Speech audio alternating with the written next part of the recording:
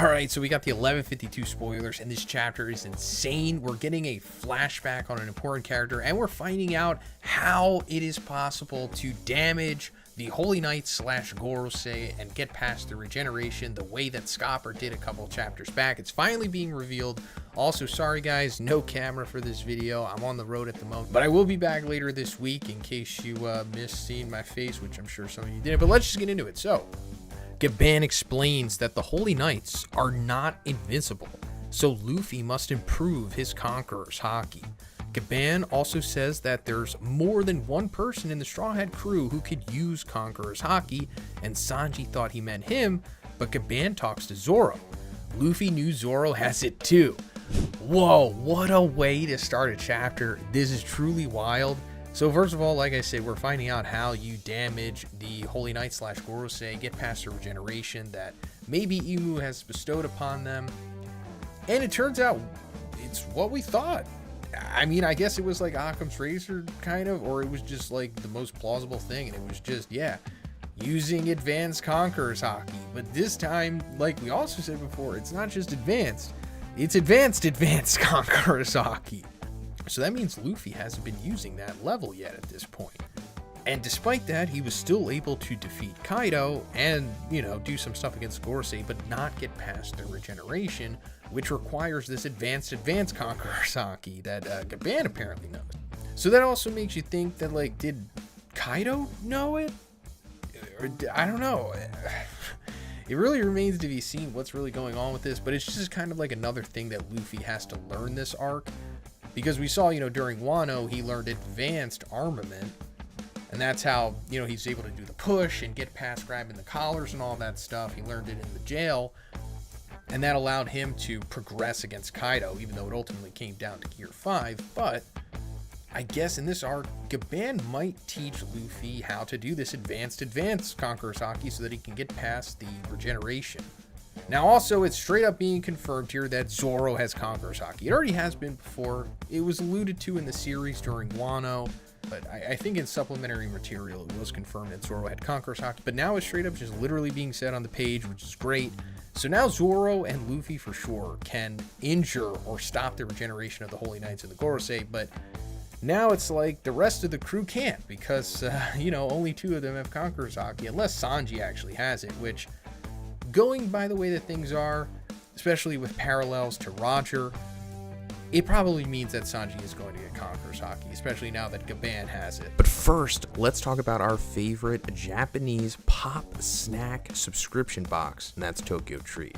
This month's box is Konbini Snacking, and it's filled with tons of snacks from Japanese konbinis or convenience stores. It also comes with a booklet that explains all of the snacks in the box as well as Japan and its culture. First, I tried the butter soy sauce potato sticks. I didn't know butter and soy sauce would be such an incredible flavor combination, but here we are. These things are awesome. Next, I tried the Bamkuchen Earl Grey cake. This is a pretty unique treat because of the Earl Grey flavor, which is something I didn't even know I wanted in this nice soft layer cake. Then of course we have to try the special Japanese Kit Kats, and this month it is the matcha chocolate Kit Kat. As always, these are incredible. They have a nice rich green tea flavor mixed with that smooth milk chocolate for the perfect taste explosion. So guys, you can get your very own Tokyo Treat box by checking the link in the description, and make sure you use code ZONIN for $5 off your first box. Thanks guys. Hiruden says that he won't release Loki, but Luffy asks Loki to join his crew. That's why Hiruden must release Loki. However, Loki, Hiruden, Zoro, and Sanji are not in agreement with Luffy's plan. Whoa, that's a wild prospect. Loki joining the Straw Hats? I mean, I don't think he's going to. It would just be too good at this point for something like that to happen. You know, he's just way too powerful, way too big. He couldn't even fit on the Sunny. Like, he's way bigger than the Sunny. So, yeah, I don't think that's going to happen. But if he does wind up joining, it might be like a Yamato joining, you know, like I'm kind of in the crew, but I'm actually just going to do a cover page for a couple years before I come in at the end. But I don't know, we'll see what happens. Gaban reveals that Luffy, Loki, and Hiruden, that he and Shanks were in Elbaf during the events of that terrible day. A flashback begins 14 years ago. Loki went to the castle to ask King Harold why he aligned with the world government, the ones that killed Rocksteady Zebek. And when Loki arrived at the castle, he found King Harold pierced by his own soldiers. Meanwhile, Shanks told Gaban that he once bonded with King Harold, so Shanks wanted to meet him again. Then a mysterious figure stole the legendary devil fruit in Elbaf. Another flashback starts at the end of the chapter, this time 109 years ago. Here we can see a young and wild Harold rampaging through a human kingdom. No break next week.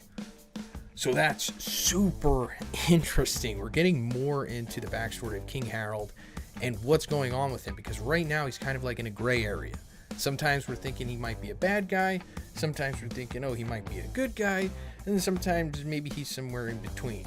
You know, depending on what Emu was saying, depending on what the Holy Knights were saying, depending on what the people of Elbaf say, depending on what Loki says, you know, so I guess Oda just wants us to be confused by this, and it'll eventually be, I guess, revealed in the flashbacks what's truly going on here. Because, you know, despite us starting this flashback, this might last a couple chapters at this point, because it's usually, you know, what happens in these arcs. And we haven't really gotten the flashback in Elbaf yet, so I guess this might be the official Elbaf flashback starting. You know, because we're having that right now in the anime with Egghead, we're having Kuma's flashback, so now I guess we're going to have Harold's flashback. And Gaban and Shanks were there too, so they're going to be a part of this as well.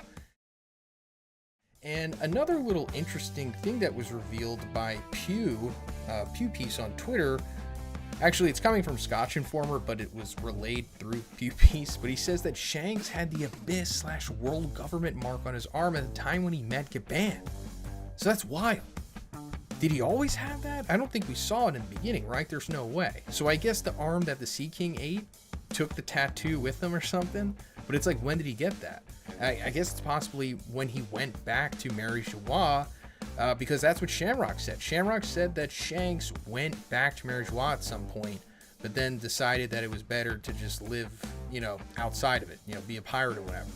So is it possible that when he went there, they branded him or gave him the mark? Or he just always had the mark and there's going to be like some kind of retcon revealing that, possibly. And also, going a little more into what Scotch Informer also gave us, he said 14 years ago, Shanks and Gaban were relaxing. Shanks mentioned that he wanted to form a pirate crew with Buggy, but he couldn't. And Gaban said, because you're the destined boy. Interesting. So destined boy to become the most powerful guy? Sure. Destined to be the guy who relays the Straw Hat to the rightful owner of Luffy, I guess? Okay, I guess that's what he's destined to be, because he is essentially the main character if Luffy wasn't around, right?